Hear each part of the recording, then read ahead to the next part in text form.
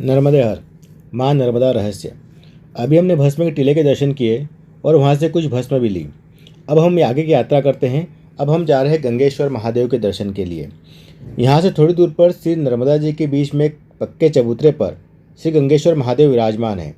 इस स्थान की विशेषता यह है कि नर्मदा जी अपने दोनों किनारों पर पश्चिम दिशा में बहती है, परंतु बीच में इस चबूतरे के दोनों तरफ बड़े वेग से पूर्व की ओर बहती है। इस दृश्य को देखकर सबको बड़ा आश्चर्य होता है। इसके बीच में यहाँ कथा प्रचलित है।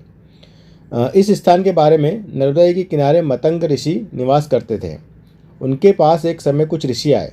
उन्होंने मतंग ऋषि का आतिथ्य श्री गंगा जी में स्नान कर लेने के बाद स्वीकार करने की इच्छा प्रकट की।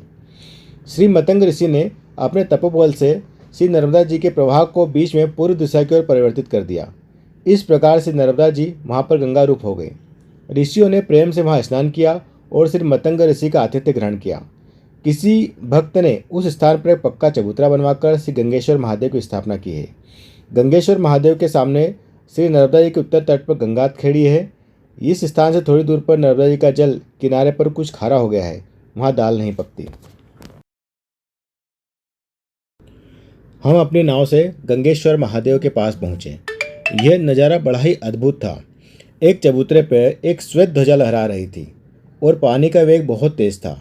यहाँ पर नाव चलाना आसान न था।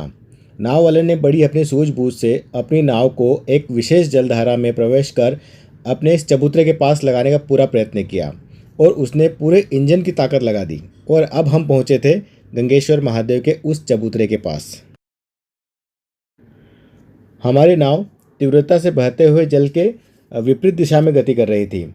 जहाँ पर ये देखने में बड़ा ही अच्छा लगा कि नर्मदा जी की दो धाराएं उत्तर तट और दक्षिण तट पश्चिम की ओर बह रही थी और बीच में यह जलधारा तेज गति से पूर्व की ओर बह रही थी, जिसका प्रभाव वाकई बहुत ही तेज था।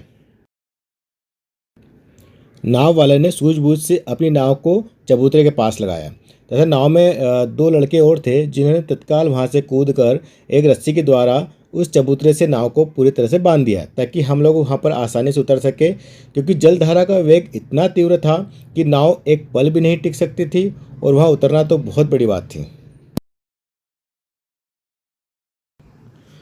हम लोग चबूतरे पर उतरे और वहाँ गंगेश्वर महादेव जी के दर्शन हुए। गंगेश्वर महादेव जी के दर्शन हमेशा जल में ही मिलते हैं और इस चबूतरे पे और भी काफ़ी सारे शिवलिंग थे और यहाँ पर 3 स्टेप उतरकर श्री गंगेश्वर महादेव जी के दर्शन होते हैं।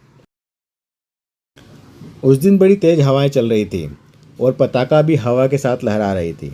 साथ ही तेज बहता जल एक अद्भुत आनंद दे रहा था और इस साफ स्वच्छ निर्मल जल को देखकर यहाँ पर स्नान करने का मन हुआ और मैंने तुरंत उतरकर उस कुंड में डुबकी लगाई। हमने वहाँ पर एक छोटी सी पूजा की और इस महान तीर्थ के दर्शन किए।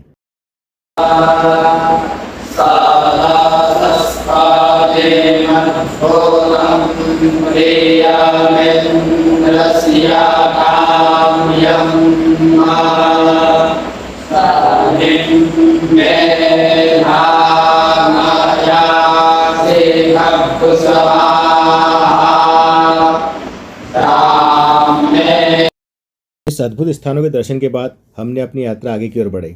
इस महान पवित्र स्थान के दर्शन वाकई अद्भुत हैं। माँ नर्मदा के अद्भुत स्थानों के दर्शन हमारे साथ जरूर कीजिए। माँ नर्मदा रहस्य, प्रमोद अत्रेय। धन्यवाद।